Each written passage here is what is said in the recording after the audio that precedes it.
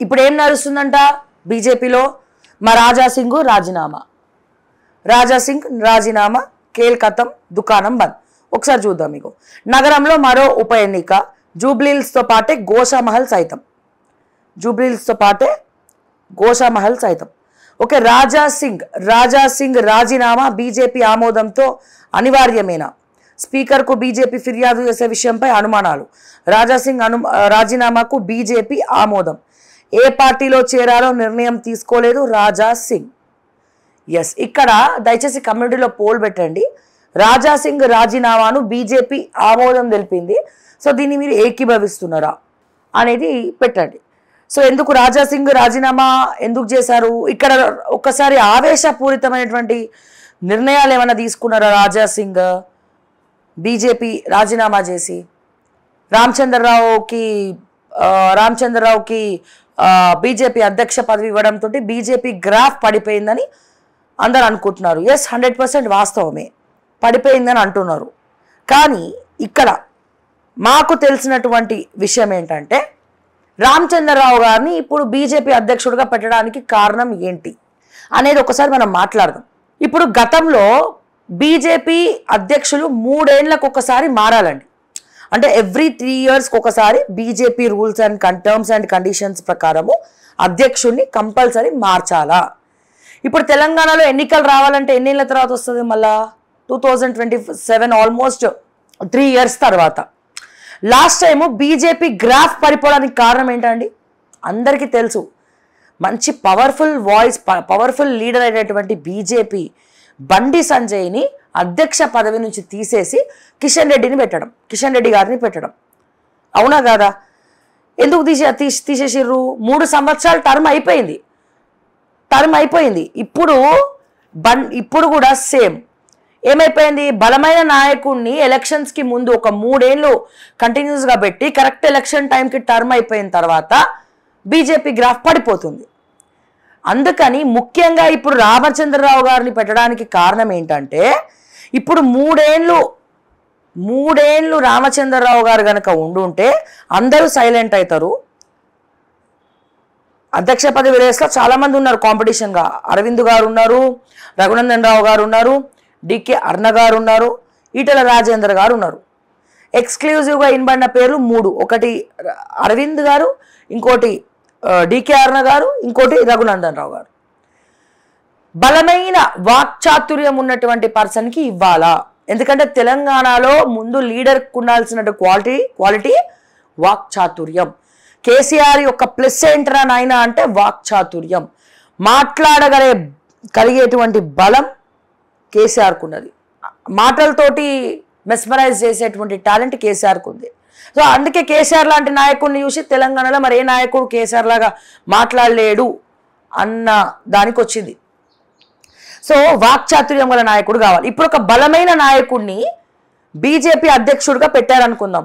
For example Dharmapuri Arvind గారు, లేదా రఘునందన్ రావు గారు, లేదా డికే అరుణ గారు, లేకపోతే ఇంకోరో, ఫర్ ఎగ్జాంపుల్ రాజాసింగో, లేకపోతే ఇంకోరో అనుకుందాం. ఈ బలమైన నాయకుడు, మంచి వాయిస్ ఉండేటువంటి నాయకుడు 3 ఏళ్ల తర్వాత మళ్ళా అధ్యక్ష పదవి నుంచి తీసేయాలి కదండి బీజేపీ అధ్యక్ష.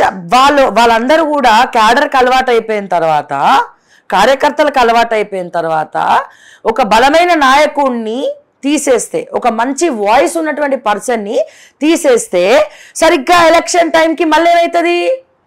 బీజేపీ గ్రాఫ్ మళ్ళా పడిపోతుంది. ఏమవుతుందండి? బీజేపీ గ్రాఫ్ పడిపోతుంది. సో లాస్ట్ టైం బండి సంజయ్కి ఎట్లయితే జరిగిందో ఈసారి మళ్ళీ వీళ్ళకి అట్లనే జరుగుతుంది. అందుకని హైకమాండ్ చాలా తెలివిగా ఆలోచిస్తూ ఇక 3 years రామచంద్రరావుని పెట్టి నడిపించేసి సరిగ్గా ఎలక్షన్స్ టైంకి ఒక ఇంకా పవర్ఫుల్ వాయిస్ ఉన్నటువంటి ఒక బీసీ రిజర్వేషన్ ఉన్నటువంటి బీసీ బిడ్డకు అధ్యక్ష పదవి ఇవ్వాలి అని చెప్పి ఇంటర్నల్గా జరిగినటువంటి విషయం ఇది ఢిల్లీలో ఇంటర్నల్గా జరిగినటువంటి విషయము. సో మళ్ళా గ్రాఫ్ పడిపోతుందేమో అని భయం వాళ్ళకి. అంటే ఒక పవర్ఫుల్ వాయిస్కి, ఇప్పుడు ఒక పవర్ఫుల్ పర్సన్కి బీజేపీ పగ్గాలు అప్పచెప్పిన తర్వాత సరిగ్గా ఎన్నికల సమయానికి 3 ఏళ్ళు టర్మ్ అయిపోతుంది. టర్మ్ అయిపోయినాక చచ్చినట్టు అతన్ని తీసేయాలా. మళ్ళీ కొత్త వాడిని పెట్టాలా. ఈ క్రమంలో మళ్ళా ఎన్నికల టైంకి బీజేపీ గ్రాఫ్ పడిపోతుంది. అండ్ రానున్న ఎన్నికల్లో తెలంగాణలో సిండికేట్ నడుస్తా. సిండికేట్ అంటే ఏంటి? ఇప్పుడు టీడీపీ, జనసేన, బీజేపీ కలిసి పోటీ చేస్తాయి. ఈ పోటీలో బీఆర్ఎస్ కలవచ్చు, కలవకపోవచ్చు. అప్పుడున్నటువంటి రాజకీయ పరిణామాల వల్ల మారచ్చు, ఏమో గుర్రం ఎగరవచ్చు, ఇంకేమైనా జరగచ్చు కదా. సో ఇటువంటి పరిస్థితుల్లో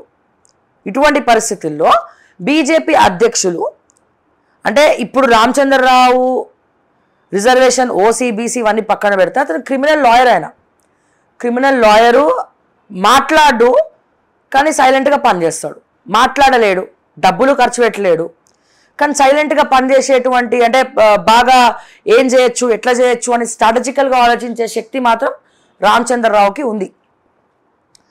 కానీ బలంగా వాయిస్ అయితే ఇవ్వలేడు.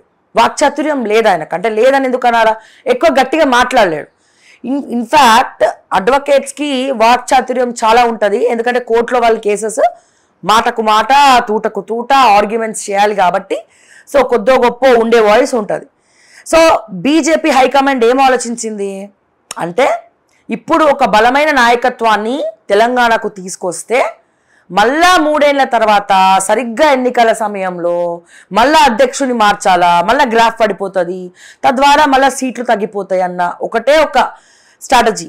ప్లస్ ఈ లోపల ఏం చేస్తారు, ఇక్కడ టీడీపీ జనసేన కుట్ర కూడా ఉంది వెనకాల. టీడీపీ జనసేనతో బీజేపీ తెలంగాణలో కూడా పొత్తు పెట్టుకొని ముందరికి వెళ్ళాలి.